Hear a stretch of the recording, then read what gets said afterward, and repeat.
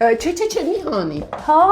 էլի բոլորը չես մաքրե, այս ձեր համար էիր պահել, սեղանը չդրիշ։ Ոնց հասկացա Հայկին հələ ոչ մեկ չի ուզում, հա, տուննա մնացել։ Լավ զեղչեր կա, կարող եմ երկու բան առնես Միշիկին, երբ գալիս եմ նույն շորերով ա։ Իսկ հորդ օգտագործած ավտո էս առե։ Չէ, կարում սալոնից առնեիր։ Բայց ես չեմ առ ինքն առը։ Հա,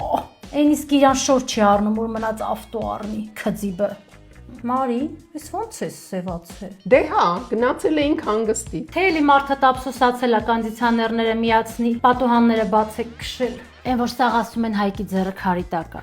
Այսինքն ավելի ճիշտ կլինի։ Միատունն ի՞նչ է չարար։ Բայց առել եմ։ Ոնց։ Հա, դու էլ կարաս Զարդ քաղաք թաղամասից 250,000 դրամից սկսվող գրանցված աշխատավարձ ունեցողները կարան։ Հա,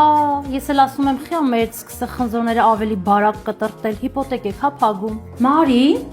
բայց լավ է, հա։ Հեսա ռեմոնտ, գլխացավանք։ Այդ ռեմոնտի համար նոր վարկ։ Լավ է էլի։ Չէ,